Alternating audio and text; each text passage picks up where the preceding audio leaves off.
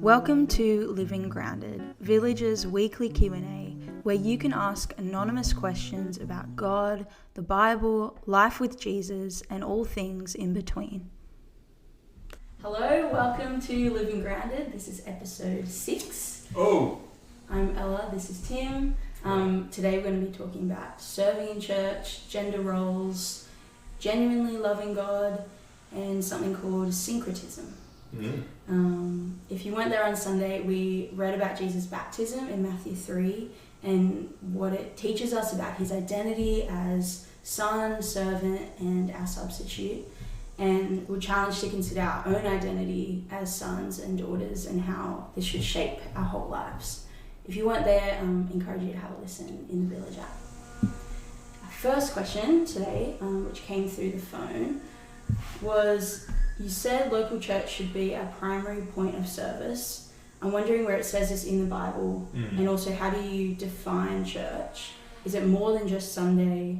And if so, if I serve in a capacity that's not at church on Sunday, does that count as a primary point of service? Yeah, great question. Real helpful.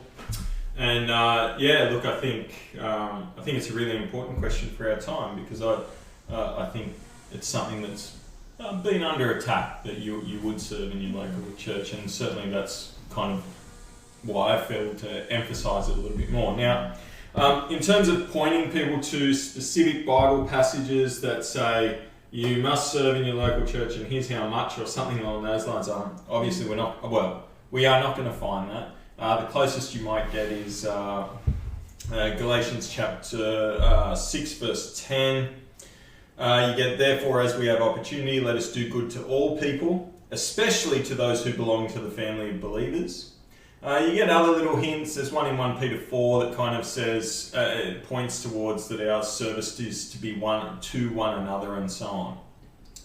But the truth is, in terms of directly addressing something, I think the reason why the Bible doesn't do that so much is because it is so heavily assumed across, actually the Old Testament as well as the New Testament, in that the Old Testament, your primary work of service outside of just caring for your family and teaching your children and so on was to be connected in some form or another to the temple worship.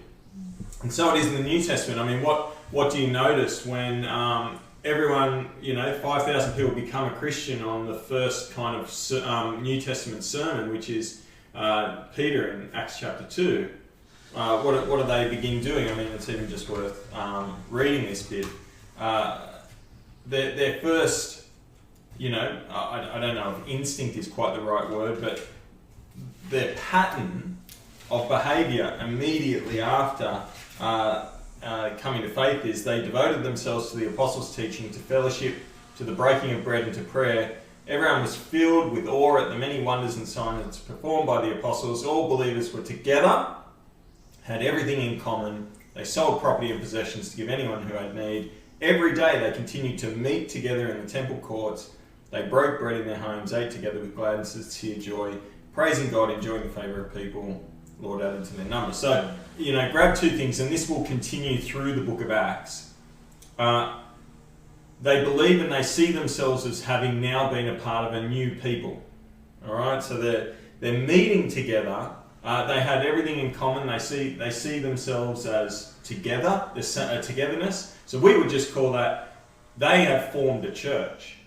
They formed a church, and they're gathering together as God's church. And there is a distinction there, and I think it was helpful. It was in the question a little bit. There is a distinction between being the church and gathering together as the church. Being the church is the thing that we are all the time, regardless of if we're in our individual homes. We're the church universal, with all other believers of all other nations and so on at the same time. But then we are also our local church. And I think the Bible does make this distinction. If you want to look it up, you can go to Romans 16. It talks about the church that met in this person's house, for instance, and so on. So there are distinct local churches. But then we gather together as our local church at particular times and moments, and primarily for us, obviously, on a Sunday. But that seems to be the pattern, is that we're not really we're not to see ourselves first and foremost as scattered individuals serving God in whatever forms that takes, but as the church who serves God together, and primarily that will take the form that is centered around the gathering of God's people, and for us that's on a Sunday. Now, having said all that, there are bits and pieces. I mean, again, the Bible is doing particular things in particular contexts. It's not trying to address all our modern nuances of how church works and so on. So, for instance, part of the question that we got was, is primarily serving God as part of his local church, is that Sunday focused only? And the thing I would say is, no, the Sunday is I guess our flagship. It's the center of, in many ways, of what we are and what we do, is that we gather as God's people. But the gathering of God's people has connections kind of throughout the week.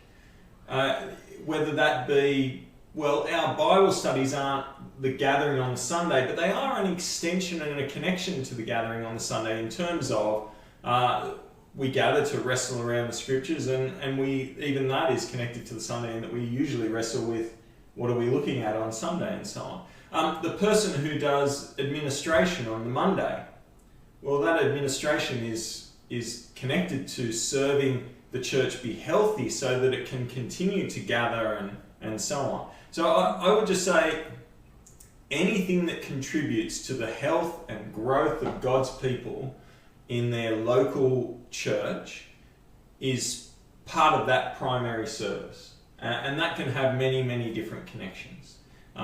It can be even connecting things like the meal rosters that we do for mums that have had children or families and so on that are sick or whatever. I mean, that is an extension of this. That's not, I wouldn't say that's something different. Mm-hmm. The only thing I would say is different is maybe when we serve outside of the local church, which is still a wonderful thing to do and important, perhaps in parachurch ministry, so a university ministry maybe, or for a lot of us at Village Christian Surfers or something. These are also really valid areas and wonderful areas to serve. The only thing I would say is make sure, it would be a rare situation, I would say, where it's a good thing that someone would serve only in those areas, because I think the local church is at the heart of what God's doing. If you want to look at more of that, I think like Ephesians 3 is the classic one, but it kind of is the backdrop to the whole New Testament, is that the scriptures, who are the letters written to? They're written to the local churches. Mm-hmm. It's the assumed thing rather than the explicit thing that needs to be mentioned every time. Mm-hmm. Yeah. Yeah, cool. Our second question came through the form, is the first question of the Westminster Shorter Catechism. It says man's chief end is to glorify God and enjoy him forever. Practically speaking, what does this look like for a man and a woman? Yep. Are there any differences at all? And what role do you think gender will play in the new heavens and the new earth? Yeah. That's a tricky one.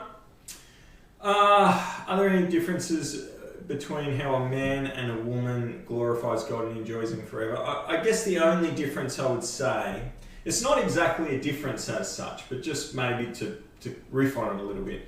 The only thing I would say is that we are to, male and female is to glorify God and enjoy him forever in their maleness and femaleness. So, and this is obviously a fairly important topic for our time today. Glorifying God is not an androgynous thing. That means, having no gender. Men, we should glorify God in all, pretty much all the same ways that women do, except those that are specifically for men. So, 1 Timothy 2 and Ephesians 5 really is what comes to mind, in that as a husband, I glorify God a little bit differently to the way my wife does within our marriage. I glorify God by leading our family in our devotion of God and having that responsibility from God to be the head of the household. My wife, she glorifies God and enjoys it by faithfully submitting to me, trusting in God that is glorifying to Him. So there are differences there, even as I go, but 99% is exactly the same, the way that we glory, But as to there was a second part of the question that was kind of like, what's going to happen male and female in the new creation and so on. And particularly, it seems like in the new creation when Jesus says there won't be marriage. And I think we can safely assume that there won't be procreation. I don't know that 100%, but I think that's the sense. So then, what is the place of male and female? And my answer would be, I don't fully know, and I'd be hesitant to speculate. The only thing I would say is it seems a bit strange to me that God would create us male and female in His likeness in the beginning, and that would be totally erased in the new creation. As to how much continuity there'll be between now and future, I don't know, but I'd be surprised if it was erased entirely. I think that's as far as I'm willing to go. Yeah, that's good. We glorify God the way He's made us. We glorify God the way He's made us, and we'll always glorify God the way He's made us, even though that may change shape a little bit in the new creation. Yeah, cool. Our third question is, I thank God and tell Him I love you, but I don't always feel like it's coming from a genuine heart. Is that okay? Is that okay? Look, there's a bit here, and I resonate with this in that I feel like, look, you only have to go to the words we sing on a Sunday. I often sing to God things like, I don't know if any of our songs actually say I love you, but something along those lines, right? And yet I know in my heart that I'm not genuinely feeling those things. What do we do there? Well, let's begin. There is a strong truth to this. Jesus commands His disciples. He says, remember, the commandment is you shall love the Lord your God with all your heart, with all your soul, with all your mind and all your strength. That's a command. But that opens a bit of a question, doesn't it? Here's a tricky thing, I think, culturally speaking. We've kind of become convinced that feelings like love are outside of our control. They are things that happen to us, in us, but outside of our ability to influence. And so when you hear something like Jesus says you're to love the Lord your God with all your heart, soul, mind and strength and so on, we go, but I don't. So what happens there? And I think I think we need to wrestle with a few things. Firstly, what is love? Even grab from what Jesus says, you're to love the Lord your God, but not just with your heart, because that's where we go, that's where the love thing is. But He says with all your mind and your strength. They're not feelings. That's you're to love God with your thoughts.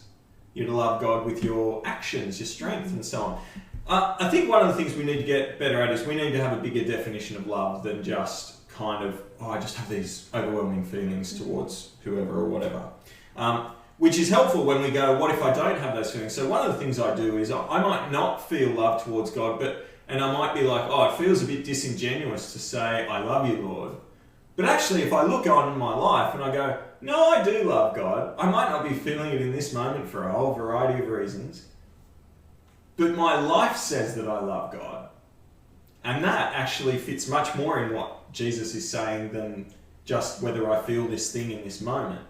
I also think it's worth saying that sometimes we should say things even if we don't fully feel them at the time, but in an acknowledgement that they might be more true than our feelings. So I might not feel a lot of love towards my kids in any given moment. Does that mean it's wrong to say, I love you? No, I think that's okay. I actually think that's kind of healthy and good. And so sometimes we might even say to God something like, God, I do love you. I'm not feeling like I do at the moment, but I do love you. Because there is something, I think, to going, no, the whole of me is bigger than, again, just how I'm feeling right now. But the last thing I'd say is, again, to push against our culture that says, oh, feelings are just these things that happen to us and that they're kind of out of our control and so on. I guess I would also say they are not out of our control. If you are in that, again, Jesus commands, he says, love the Lord your God with all your heart. Now, how do we affect that? How do we change that? Well, often what I'll do is, when I'm like, man, I'm not feeling loving towards God, I'm not feeling, it's just not there. I go, so why should I love God? And maybe I go into the Bible and I think about, man, what has he done for me in Jesus?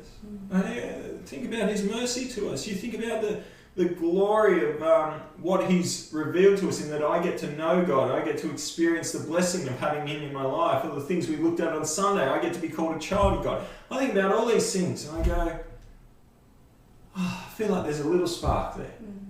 I love you, Lord. But sometimes that just needs to be, I don't think that's manufacturing the feeling. I think that is drawing on a truth that should lead to a feeling, and thankfully, God's Spirit at work in us often does. So don't just accept how you're feeling. Don't just go, I'm just not feeling loving towards God today. Go, but Jesus said I should love the Lord my God with all my heart. So, heart, come on, let's go see why we should love God today. That would be my encouragement. Yeah, that's good. A last question. How do we guard against syncretism while still seeking to reach people? Will we do it in the new creation? Will we do it in the new creation a framework we can use? Okay, let's break this down a little bit. Okay, I'm sure a lot of people are like, what in the world is syncretism? Okay, here's an easy way to think about it. Think about syncing your phone or something like that. Two things sync together, right? S-Y-N-C, not sync like kitchen sink. So it is when two things sync together. But in this case, syncretism is when two religions try and sync together. And traditionally, and in the context of the question, I think we're safely talking about what happens, and this has happened many times in history, what happens when Christianity engages a culture that isn't Christian, and the two begin to, or that there is a danger that it won't simply be one culture going, we need to become Christian, but it'll also become it'll be the Christians going, oh, maybe we adopt part of that culture, or people who become Christian from within the culture hanging on to old beliefs and so on. So around the world, just, this isn't necessarily, let's start with around the world because it's a bit more obvious sometimes. For instance, in some countries, you will get, oh yeah, we believe in Jesus, we trust in Jesus, but I still go to my witch doctor for a few things. Because, he has power over sickness and so on. Or I still worship my ancestors and so on. Now in the West, because we're secular and rationalism and all these sort of things, it's a little bit more subtle, but that doesn't mean it's not syncretism. So for instance, let me give you an example from maybe a bit more, this is less Australia, maybe a bit more America or in the past, but patriotism. Christians, and this is certainly a massive issue in America right now, have kind of synced together their belief in America and the nation of America with their belief in God. So therefore, America is God's chosen nation, when the Bible never says anything like that. That is a form of syncretism. Another more subtle form that we certainly experience in Australia might be something like this. We adopt capitalist and secular ideas of success. So we Christians go, believe in Jesus, believe in God, but success looks like having a lot of money, having lots of toys and a cool house and all of these things, and it looks like being the CEO and dominant or something like that, having power. Lots of Christians have done that. Christians have gone, that's what is at the center of life. with God. But that's worshipping something else rather than God. It's a form of syncretism. Now, what do we do? The question is, how do we guard against that syncretism? How do we guard against it as we engage with other cultures, as we're encouraged to, as we evangelize or proclaim the good news about Jesus to other cultures? How do we guard against this? I mentioned 2 weeks ago, I referenced 2 weeks ago, that in all cultures there's going to be a mixture of things. There's going to be things that are beautiful that we can just adopt and go, that's lovely, we're on board, we don't need to worry about those things. For instance, Indigenous culture and their connection to, say, caring for the land. So not all aspects of connection to country, but certainly aspects of caring for the land and wanting to allow the land to provide for others. There's benign things that don't matter that much. They're kind of neutral stuff. And then there's other forms of things that we should be really careful to either not participate in or speak against even. So that might be cultural things that are actually harmful. Both, so the example we gave was I wouldn't be reading Dreamtime stories to my kids as a legitimate form of, hey, here's how we can think about history and so on. That's going to be unhelpful. Now, we want to hold this, okay? A lot of backstory there, I understand. We want to hold this. God does say that we are to worship Him alone. We're not to worship idols, and idols traditionally can be the most obvious of like ancestor worship idol, but also idols like false ideas of success. We're to worship God by trusting in His idea of success. We're not to worship greed or even our family and things like this, which are often the things that our culture worships. So we do need to guard against these things.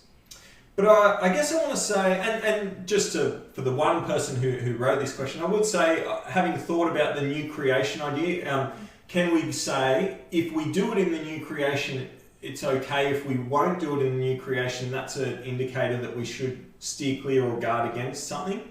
Not too bad. I can see how that can work to some extent.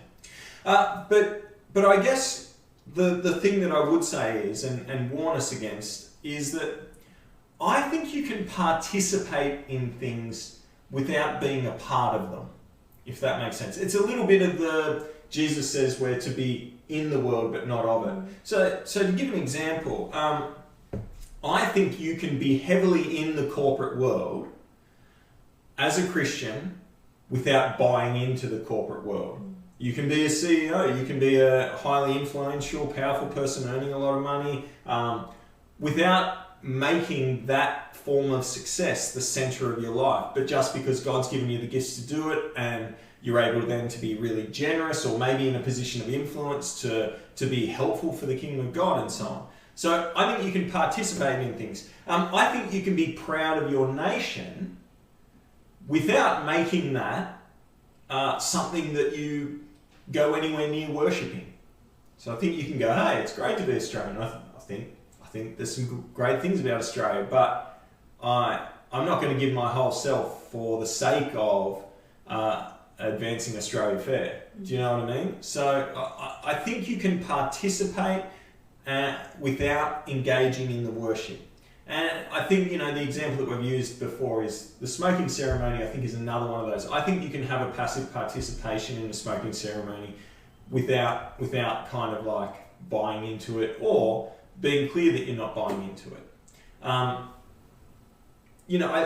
Just as an interesting moment in this, I was thinking of Jesus turning water into wine. Here is an episode where what prompts Jesus to do this? Well, the issue is a cultural moment where family members of his mother are probably going to be shamed because they've run out of wine. Now that's a foolish kind of social family construct that kind of almost fits into the worship boat of worshipping the honour of the family and so on. You could also say that it's very possible that people got drunk on that wine. Jesus still made it. Now, he's participating in something, but that doesn't make him responsible for all the things around it, you know. And so I guess I would just say, in terms of, so we're thinking about reaching people but guarding against us adopting things. I think that's kind of where I think we can participate in, we can have dinner with sinners, we can even engage in some of their things. I got invited to go and do Qigong or something like that this week. That's some form of yoga thing. I'm not too fussed about going. I don't really want to go because I don't like doing things like that, first of all. But I'm not fussed about going because it might have some spiritual connection or something like that, because I think we can participate without taking on the worship. Now, if you find you are taking on some of the worship, then it's time to stop participating. Or if you find that it really is sending a message to a group of other believers in an unhelpful way, again, we care for those who are perhaps weaker in the faith, to put in Paul's Romans language. If we're finding it is really discouraging to a group of Christians, then we might step back from that. But I think we need to be careful of going, I can't participate in anything in case it is syncretism. That's, it's tricky. There you go. Yeah. That's my best for the moment. Thanks, Tim. Yeah. Thanks for submitting those questions. You can send them through to the form on our website or to the village phone as well. Is there anything coming up this Sunday we should know about? Oh, looking at Jesus' temptations by Satan. It's going to be, going to be interesting. We're going to spend 2 weeks in that. So there you go. There's lots in there. Other than that, no, just encourage you to keep coming along, and let's keep honouring Jesus by gathering together, serving each other, all these good things. Yeah, great. Yeah. All right. Have a good week. We'll see you Sunday. See you Sunday. Ciao.